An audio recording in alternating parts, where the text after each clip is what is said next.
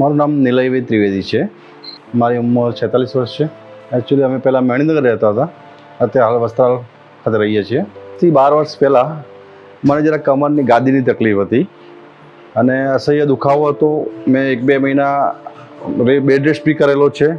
પછી સાહેબનો કોન્ટેક્ટ થયો, સાહેબને મળ્યો અને ત્યાર પછી ત્યાં ઇન્જેક્શન લીધા પછી મને બિલકુલ સારું છે.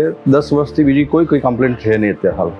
શરૂઆતમાં મને જ્યારે તકલીફ હતી ત્યારે કમરમાં દુખાવો અસહ્ય રહેતો હતો. એ ટાઈમે હું પગથિયા ચડવાની બી મને તકલીફ હતી. ચાલતા બી મારે બેસી જવું પડતું હતું અને મને શ્રમ પડતો હતો. વધારે પડતો દુખાવો રહેતો હતો અને આ ઓપરેશન પછી મને કોઈ જાતની કોઈ તકલીફ છે નહીં અત્યારે હાલ.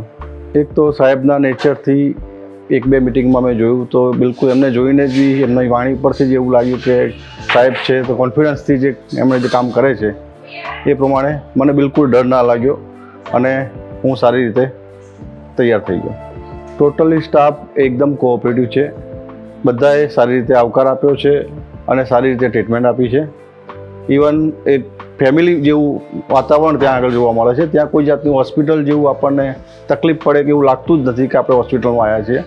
એક ઘરે ટ્રીટમેન્ટ લેતા હોય એવો એક અનુભવ થાય છે ત્યાં. મારે ઓપરેશન કરાવી લગભગ 10 વર્ષ થયા. ઓગસ્ટ 2013માં મેં ઓપરેશન કરાવ્યું હતું. અત્યારે 10 વર્ષ થયું.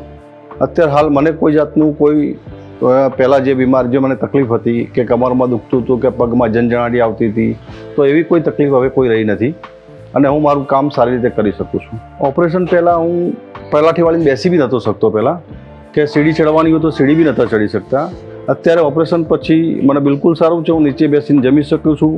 પગથિયા બી ચડવામાં તો કોઈ તકલીફ નથી. હું સીડી બી ચડી શકું છું, ઉતરી શકું છું. ઇવન હું હવે એક્સરસાઇઝ બી કરી શકું છું. પહેલાં મને એક્સરસાઇઝની બી ના પાડી હતી ડૉક્ટરે. હવે એના પછી હું યોગ એને બધું કરી શકું છું.